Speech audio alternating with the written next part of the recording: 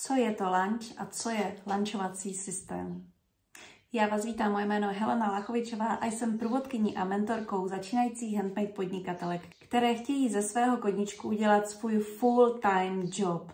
Problém dnešní doby je extrémní přehlcenost. Téměř úplně všechno už existuje v nějakých verzích a téměř všechny výrobky, všechny služby se na vás prodejci snaží nahrnout v sociálních sítích, v e-mailech. Vidíme nabídky úplně všude, kam se vlastně podíváme. Souhlasíte tedy se mnou, že je opravdu extrémně těžké dostat se do hledáčku pozornosti vašeho ideálního zákazníka?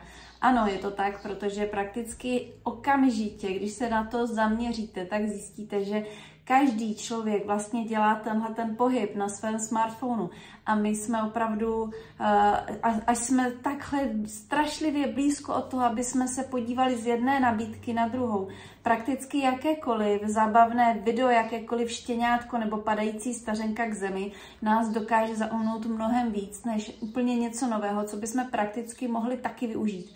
Ale ten message se k nám prostě není schopná dostat. Systém lunche tohle všechno narušuje. Díky promyšlené strategii, které říkám 4P, ukazují během lunche zákazníkovi, potenciálnímu zákazníkovi, tu samou věc, tu samou nabídku z různých úhlů několikrát za sebou. Ukazuju mu to často a ukazuju mu to na spoustu různých místech, kde toho člověka můžu zachytit. Cílem není toho zákazníka nebo potenciálního klienta přehltit. Pamatujete? Tohle je opravdu velice důležité pochopit.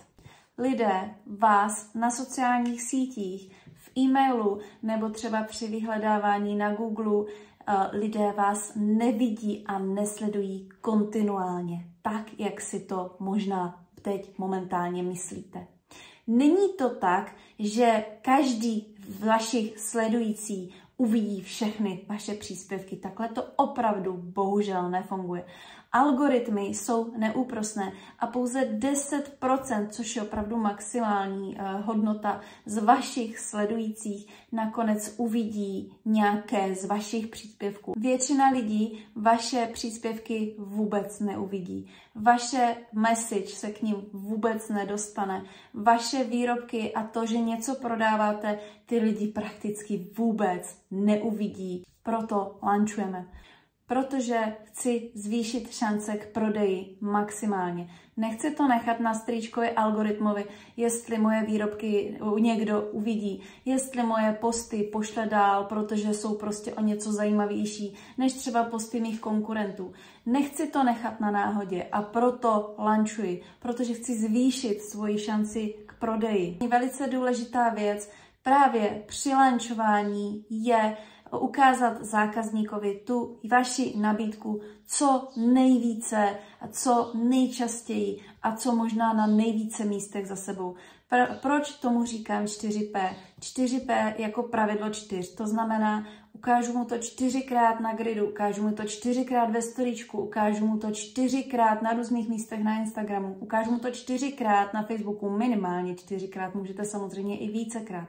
A jak už jsem říkala, tohle nepřehltí vašeho potenciálního zákazníka. Naopak vám to zvýší šanci dostat se do hledáčku právě vašich potenciálních zákazníků. Co dalšího je při lunchování extrémně důležité a čím překonáváme právě tu extrémní přehlcenost a tu, jak bych to řekla, lážo, plážo, takovou. Tohle jednou věcí je takzvané FOMO, možná to slyšíte poprvé, je to v anglickém překladu Fear of Missing Out. Vzpomeňte si, lidé jsou extrémně přehlcení.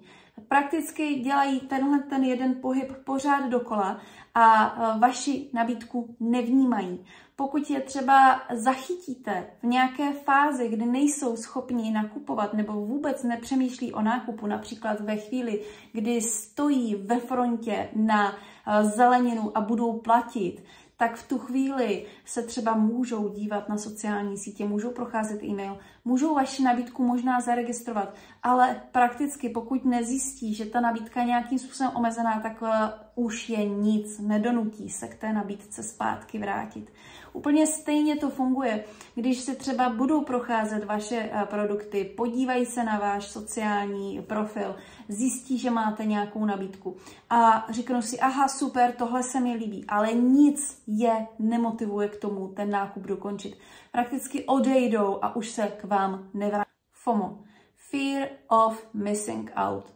Strach z toho, že o něco přijdou. Strach z toho, že zákazník o něco přijde, je mnohem větší motivátor, než právě to, že něco získá.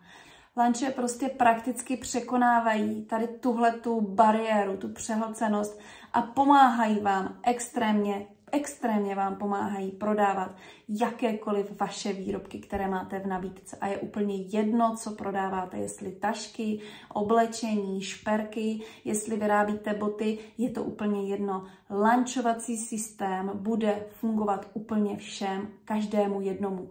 Dává vám to smysl? Pokud ano, klikněte sem pod video do popisku a dozvíte se, jak začít používat lunchovací systém právě ve vašem podnikání. Díky moc za vaši pozornost a uvidíme se zase někdy u nějakého dalšího videa. A nezapomeňte mi tady kliknout na odebírat, protože každý týden pro vás budu mít nové video, které vás dokáže motivovat a které vám rozproudí krev v žilách a díky kterému budete i vy lépe prodávat. Mějte se hezky a ahoj!